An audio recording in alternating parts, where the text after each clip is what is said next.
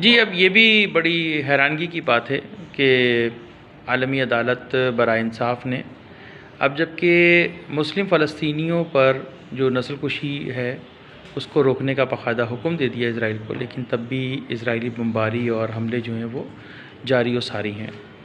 अब ऐसे में तो क़वानीन की भी जो है वो पामाली हो रही है। आलमी जो सोच थी दो रियासती हल की, उसकी भी नफ़ी हो रही है।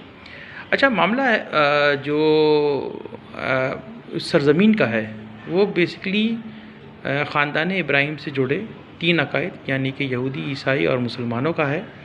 और उनमें पहले भी एक इत्तेफ़ाक था कि ये तीनों बराबर से इबादत और ज़ियारत का इख्तियार रखते हैं और रखते रहेंगे।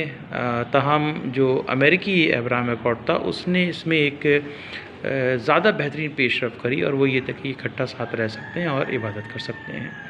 लेकिन जो हुक्मरानी हक़ के हुक्मरानी का मामला है ना, वो जाना तो बेसिकली चाहिए था कि क्योंकि ये हज़रत ईसा की जाए पैदाइश है और मुसलमानों का ये ईमान है और ईसाई का भी ये ईमान है कि हज़रत ईसा ने जब इस दुनिया में वापस आना है तो यहाँ पर उनकी ही हुकूमत को कायम होना है। लेकिन इस पे जो दावेदार हो रहे हैं वो यहूदियों से एक निकला हुआ फ़िक्का है जो कि ख़ुद को सयूनी कहते हैं यानी ज़ायनिस्ट कहते हैं। अब वो इसके हक़ के हुक्मरानी के जो है वो दावेदार बन रहे हैं, यानी कि वो ये चाहते हैं कि वो हुक्मरान रहें और ईसाई, मुसलमान और यहूदी जो हैं वो उनके मतलब ज़ेर हुक्मरानी जो है वो वहाँ पे ज़िंदगी बसर करें। तो ये मामला अब बहुत ज़्यादा पैनिक होता जा रहा है, शिद्दत पकड़ रहा है। मुस्लिम हुक्मरानों की जो सोच है उसका तो कोई अंदाज़ा नहीं है, लेकिन उम्मत मुस्लिमा क्योंकि ज़ाहिर दीन का मुकम्मल इल्म रखते हैं और उन्हें भी पता है कि वो वक्त अनकरीब ही है कि जब हज़रत ईसा आएंगे और वो यहाँ पर अल्लाह की वादानियत को कायम कर देंगे और वो इल्म जो एक बनी नौ इंसान के पास नहीं है वो उसका इल्म उनको देंगे और ये कि बुतों को अल्लाह का शरीक ना ठहराओ और अल्लाह वाहिद है जिसका कोई शरीक नहीं है, तो और अल्लाह ही इबादत के लायक है। ये तीनों अकायद में द गॉड इज़ वन का कॉन्सेप्ट मौजूद है। तो अब भी वक्त नहीं गुज़रा, अगर अब्राहम अकॉर्ड को दुरुस्त अंदाज से इस्तेमाल किया जाए या उसकी तकमील को दुरुस्त अंदाज से इम्प्लीमेंट किया जाए तो ये मामला हल हो सकता है। लेकिन दो रियासती हल मुझे तो बहुत मुश्किल नज़र आ रहा है और इस हवाले से कि अब मुसलमानों को जो है ना, मतलब मुस्लिम फ़लस्तीनियों को सरज़मीन मुक़द्दसा से हिजरत करनी ही पड़ेगी। और ज़ाहिर बात है हिजरत मुसलमानों की मेरास है, हमारे नबी ने हिजरत करी, हज़रत इब्राहीम ने हिजरत करी और मुसलमानों की तारीख़ जो है वो हिजरत से भरी पड़ी है। तो लिहाजा हमारे लिए ये चीज़ नहीं है उम्मत मुस्लिमा के लिए कि हम कहाँ जाएं और कहाँ पनाह लें, कहाँ बसें।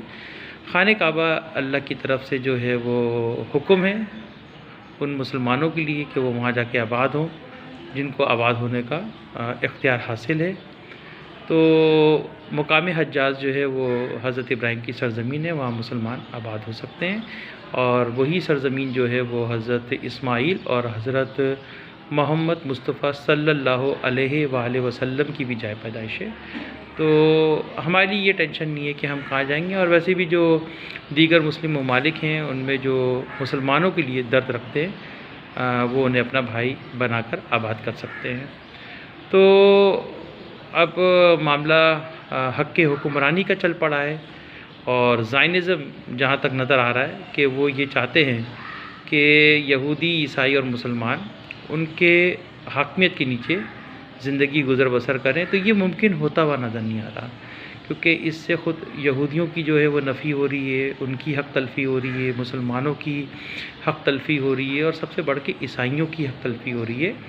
और मुसलमान जब भी यहाँ से हिजरत करें इस सरज़मीन की जो कुंजी है यानी निज़ामती जो कुंजी है वो ईसाइयों के ही हवाले करके जाएं, चाहे उसके लिए जो क़यादत है ममलिकतों में से वो अमेरिका का इंतख़ाब करें क्योंकि अब्राहम अकॉर्ड का जो ख्वाब है वो अमेरिका ने देखा तीनों अकायद के लिए। तो और वो इस वक्त मरकज़ी रहनुमा भी है इस तमाम मामलात को लेकर। तो क्योंकि इस सरज़मीन की जो निज़ामती कुंजी थी वो ख़ुद ईसाइयों ने मुसलमानों के हवाले की थी। तो बहरहाल अब ये कि ये जंग तवील व मुद्दत के लिए बढ़ रही है, जनूबी एशियाई ममालिक में ये फैलेगी, क्योंकि मुसलमानों में सुन्नियों का अपना एक अलग सेट ऑफ माइंड है, शियों का अपना अलग सेट ऑफ माइंड है।